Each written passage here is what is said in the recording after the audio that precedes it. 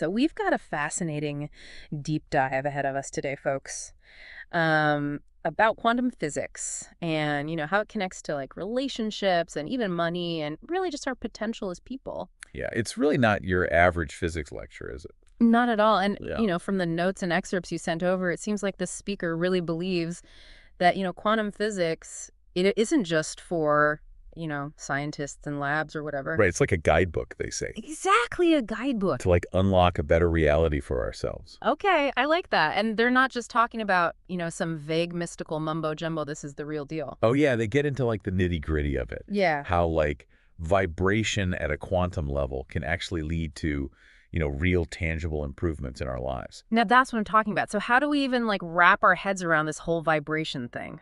Well, so they start with this idea that literally everything is vibration. Okay. And they break it down in a way that anyone can understand, even if you don't know anything about physics. I like it. So you've got atoms, right? Yeah. The building blocks of everything. Right. And, atoms are made up of even smaller particles constantly buzzing with energy. Yeah. But they take it a step further. Okay. They're saying that this vibration, it's not just some random thing. It's like the very essence of reality. So it's not just atoms that vibrate. Exactly. It's literally everything. Everything from the smallest particle to molecules, cells, organs. Yeah. And yes, even us. So we're all just like big vibrating blobs. We are all just bundles of vibrating energy, Hey, Ben. constantly interacting with the world around us. So then like if we can, tap into that vibration, maybe even learn how to like change our own frequency, does that mean we can like influence our reality?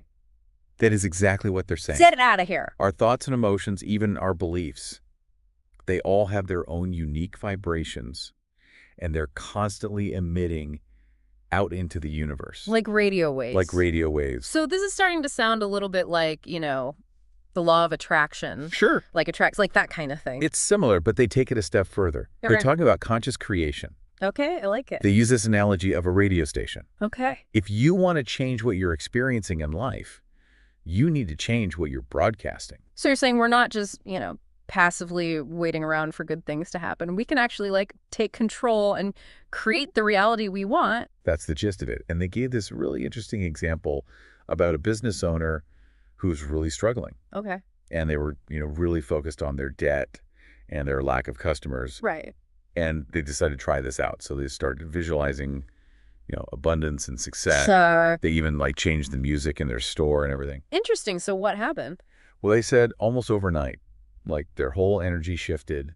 They started attracting more customers. Their sales went up Wow. and they were able to get out of debt. No way. Yeah. And they were saying, this isn't just some like feel good story.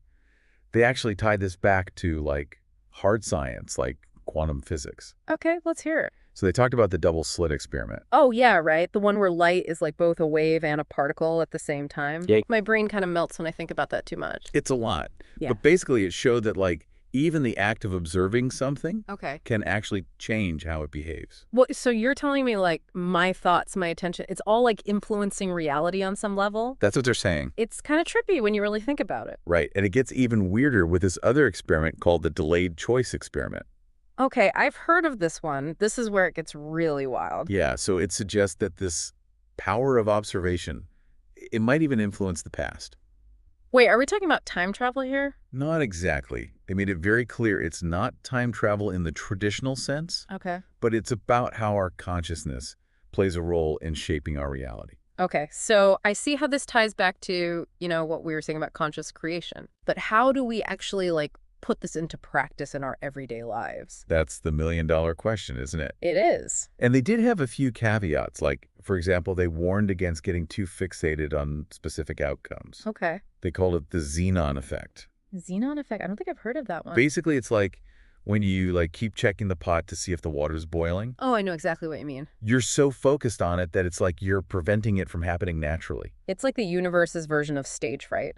Exactly. So you're saying instead of obsessing over the outcome, we need to, like, trust the process? Trust the process. Okay, I can get behind that. And they also talked about how, true fulfillment, it doesn't come from just chasing material things. Oh, yeah, they gave that example of the heiress, right? The one who had all the money in the world but was still unhappy. Exactly. It's like a reminder that, real happiness and purpose, they come from something deeper. So it's not about the stuff. It's about finding something more meaningful. Right. They said it's about aligning with your passions, your talents, your purpose. So instead of, like, chasing after the fancy car and the big house and all that stuff. Right. You're saying the key to like unlocking our potential is to look inwards. It's about reconnecting with that inner compass Yeah. that already knows the way. I like that a lot. And this is where the speaker gets really interesting. They start talking about this idea of accessing archetypes Archetypes. through quantum principles. Yeah.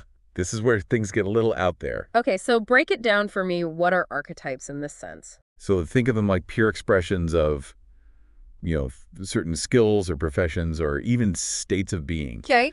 And the speaker's saying that these archetypes, they exist as like energetic blueprints in the quantum field. Whoa, hold on. So you're saying instead of just like reading a book about, becoming a successful entrepreneur or whatever, Right. I could like tack into the archetype of like a Steve Jobs or someone Exactly. and like download their knowledge and energy directly. That's the idea. It sounds crazy, right? It sounds like something out of the Matrix. It does. But they're presenting it as a very real possibility. Okay, my mind is officially blown. So if you could like download the skills and expertise of any master in any field, who would you choose? Oh, man, that's a tough one. Right. I think I'd have to go with like a master musician, someone like Yo-Yo Ma or something. Oh, yeah, that would be incredible. What about you? I don't know. I'm more of a practical kind of guy, maybe like a master chef or something. See, now you're making me hungry. But seriously, how do we actually like apply any of this stuff? Well, they emphasize the importance of experimentation. Okay.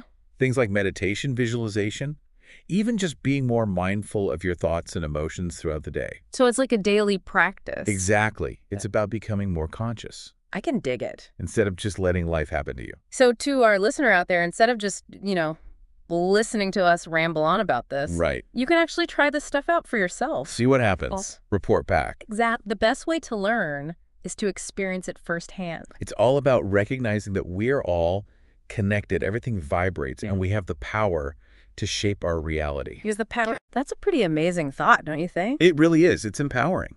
To our listener, we encourage you to, keep an open mind about all of this. Yeah. Experiment, explore, and who knows, you might just unlock your full potential. You never know until you try.